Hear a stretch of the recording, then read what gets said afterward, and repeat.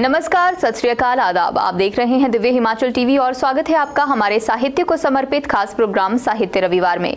इस कार्यक्रम में हम आपके लिए लेकर आए हैं कुछ कविताएं और गजलें जो हमारे दैनिक सांध्य टीवी शो हम पहाड़ी में पेश की जा चुकी हैं और अब आपकी मांग के अनुसार हम इनको एक एपिसोड के रूप में प्रस्तुत कर रहे हैं। इसके अलावा किताब की समीक्षा भी आपके लिए लेकर आए हैं और कार्यक्रम के अंत में एक लेखक की कृति खुद उनकी ही आवाज में आपको सुनाएंगे। तो देर किस बात की, आइए शुरू करें आज का साहित्यिक सफर। कि ना बस में जिंदगी ना काबू मौत पर, ना बस में जिंदगी ना काबू मौत पर, लेकिन इंसान फिर भी खुदा बना फिरता है। हाफिज होशियारपुरी साहब बड़े शायर हैं। इनकी एक गज़ल जल्दी से। जी। तमाम उम्र तेरा इंतज़ार हमने किया, तमाम उम्र तेरा इंतज़ार हमने किया, इस इंतज़ार में किस किस से प्यार हमने किया। क्या बात। इस इंतज़ार में किस किस से प्यार हमने किया। क्या बात। तलाश दोस्त को एक उम्र चाहिए ए दोस्त, तलाश दोस्त को एक उम्र चाहिए ए दोस्त, कि एक उम्र तेरा इंतज़ार हमने किया। क्या बात। कि एक उम्र तेरा इंतज़ार हमने किया। क्या बात। तेरे ख्याल में दिल शादमा रहा बरसों, तेरे ख्याल में दिल शादमा रहा बरसों, तेरे हजूर उसे सोगवार हमने किया। क्या बात। तेरे हजूर उसे सोगवार हमने किया। ये तशनगी है कि उनसे करीब रहकर भी, ये तशनगी है कि उनसे करीब रहकर भी हाफिज याद उन्हें बार बार हमने किया। क्या बात। हाफिज याद उन्हें बार बार हमने किया। हाफिज होशियारपुरी साहब की ये गज़ल राधेश। कि सुना भी कुछ नहीं, कहा भी कुछ नहीं, पर ऐसे बिखरे हैं जिंदगी की कश्मकश में कि टूटा भी कुछ नहीं, बचा भी कुछ नहीं। हैरत इलाहाबादी साहब। क्या बात। बड़े शायर। इनकी एक गज़ल है। जी जी। आप क्या हैं आपको जाना तो अंदाज़ा हुआ, आप क्या हैं आपको जाना तो अंदाज़ा हुआ, दिल हुआ काबा से बुत खाना तो अंदाज़ा हुआ। क्या बात। दिल हुआ काबा से बुत खाना तो अंदाज़ा हुआ। तो अंदाज़ा। क्या बात। कितना मुश्किल काम है तौबा का रखना बरकरार, कितना मुश्किल काम है तौबा का रखना बरकरार, सामने आया जो पैमाना तो अंदाज़ा हुआ। क्या बात। सामने आया जो पैमाना तो अंदाज़ा हुआ, शमे महफिल को ना अंदाज़ा था अपनी आग का।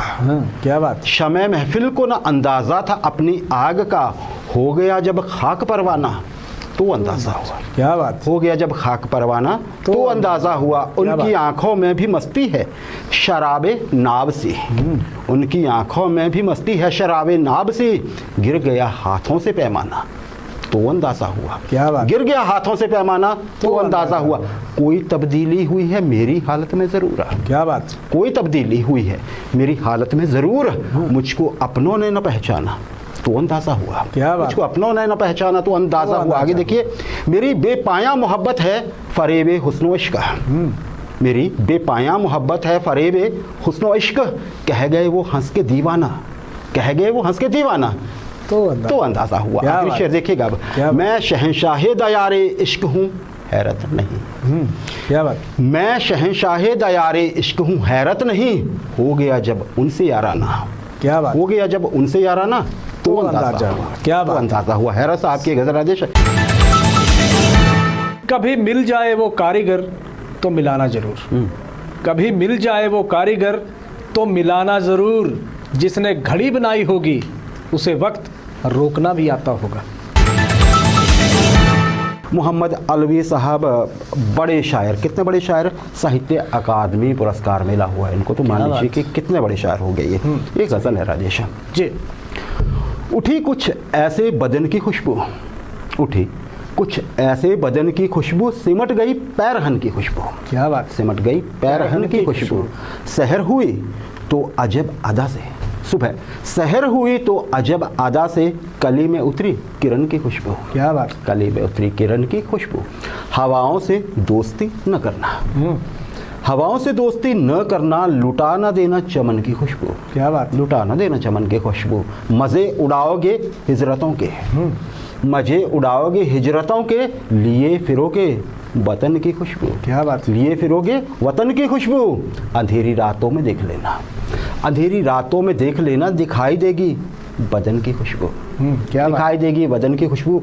मकता है राजेश, आखिरी शेर है, ये कौन अलवी चला गया है, ये कौन अलवी चला गया है, समेट कर अंशुमन की खुशबू। क्या बात। समेट कर अंशुमन की खुशबू। क्या मोहम्मद अलवी साहब की गज़ल राजेश। कि जमाने में आए हो तो जीने का हुनर रखना, जमाने में आए हो तो जीने का हुनर रखना, दुश्मनों का कोई खतरा नहीं, बस अपनों पर नजर रखना। आज के दिन हम धर्मशाला के साहित्यकार निर्मल असो साहब की रचना लेकर आते हैं। आज उनकी एक कविता है हमारे पास, बिल्कुल ताज़ा, जी। थके हुए जूते। क्या बात। इनकी कविता में होता है कि जो इनके कंसीट होती है, जो एग्जाम्पल दिए होते हैं, वो सीधे हमारी ज़िंदगी से जुड़ते हैं, हमारी सोच पे एक तरह से नॉक करते हैं वो। सही है। सुनिए आज क्या कहा है, थके हुए जूते, ये टाइटल है। थक गए वे जूते, थक गए वे जूते, जो जानवर की खाल पहनकर धरती के कदम चल रहे थे। क्या बात। जो जानवर की खाल पहनकर धरती के कदम चल रहे थे। क्या बात। गजब के होते हैं वे जूते जो चलते नहीं, गजब के होते हैं वे जूते जो चलते नहीं, महंगी कार में बैठकर भ्रमण करते हैं। क्या बात। महंगी कार में बैठकर भ्रमण करते हैं। टक टक की आवाज में, चमड़े की चाल में, दफ्तर के फर्श पर बजते हुए, चेतावनी देते हुए, और कहीं सैल्यूट मारता को जूता। क्या बात। और कहीं सैल्यूट मारता को जूता घिस रहा है वर्षों से अपनी ताल में। क्या बात। असहाय समाज की चारों दिशाओं में सूख रही चमड़ी इंसाफ की। क्या बात। सूख रही चमड़ी इंसाफ की। आगे माफ कीजिए। जिस जाति ने जूता गांठा, उसकी हर गांठ में जूते की भी कई जातियां हैं। क्या बात।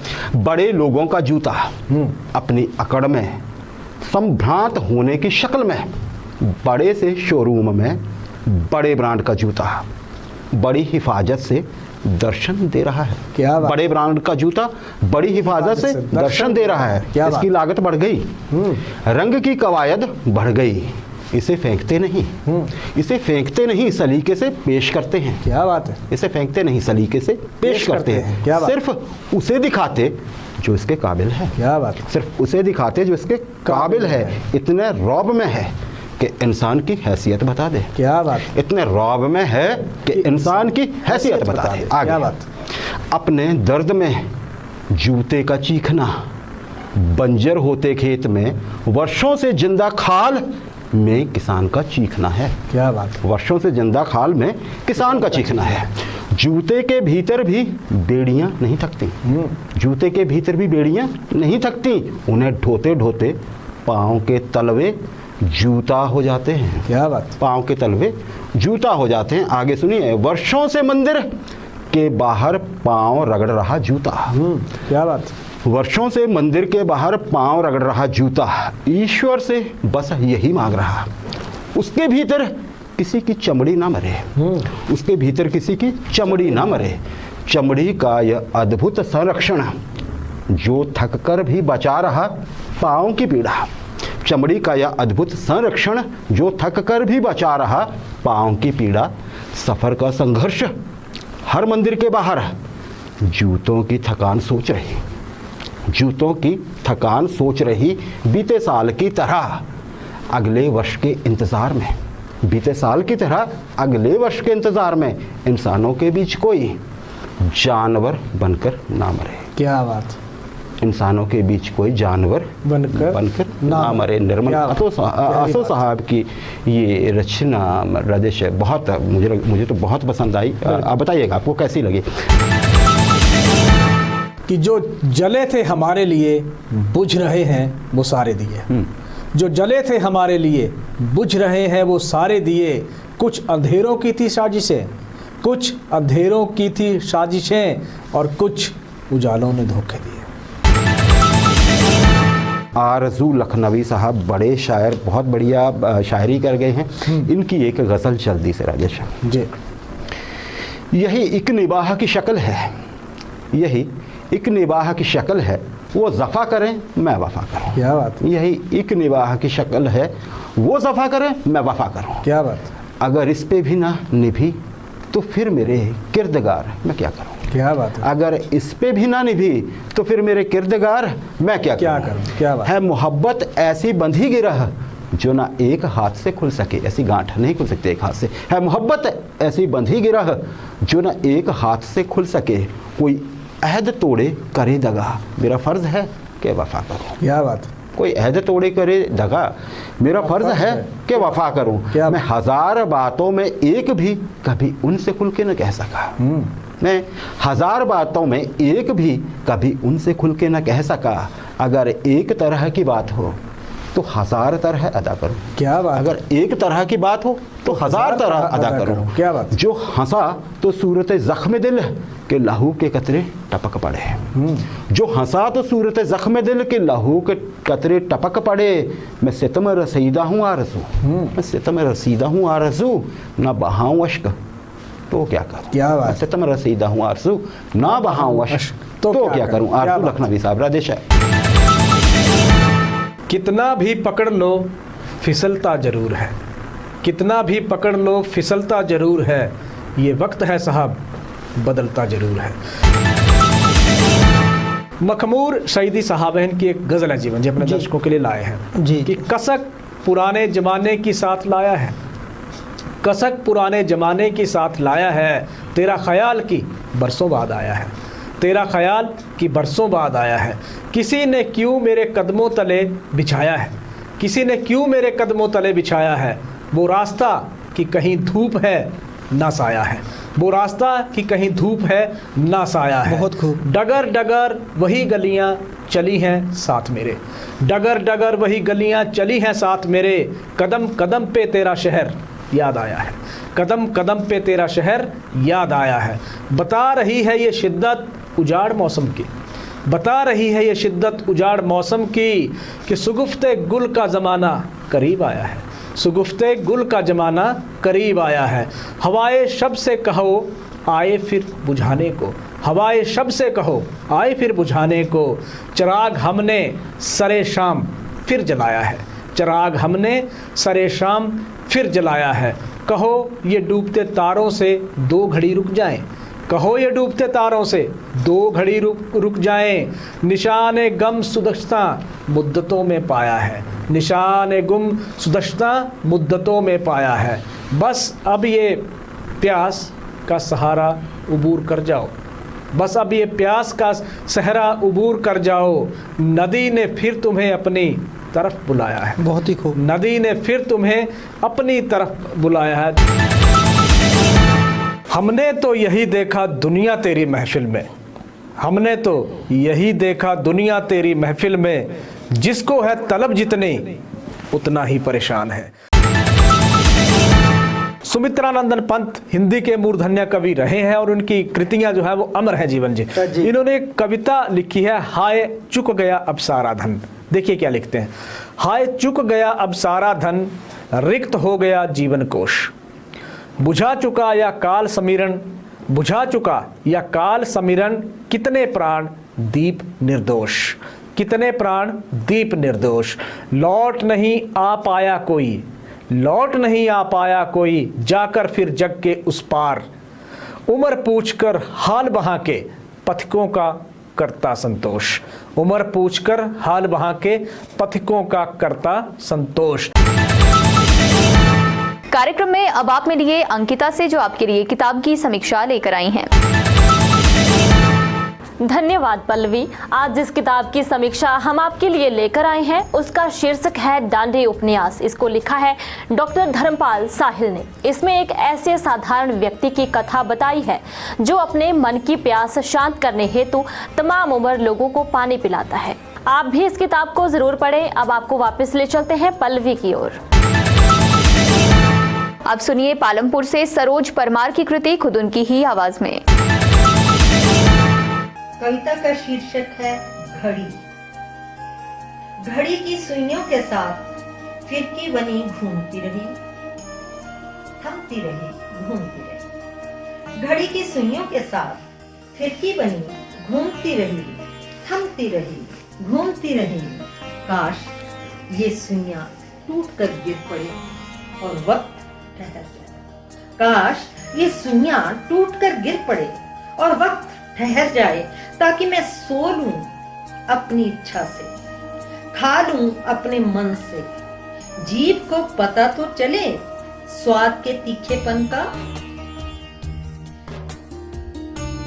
काश ये सुइयां टूटकर गिर पड़े, वक्त ठहर जाए ताकि मैं सो लूं अपनी इच्छा से, खा लूं अपने मन से, जीभ को पता तो चले स्वाद के तीखेपन का। एक पैर से उचक उचक कर आंगन में खेल लूं,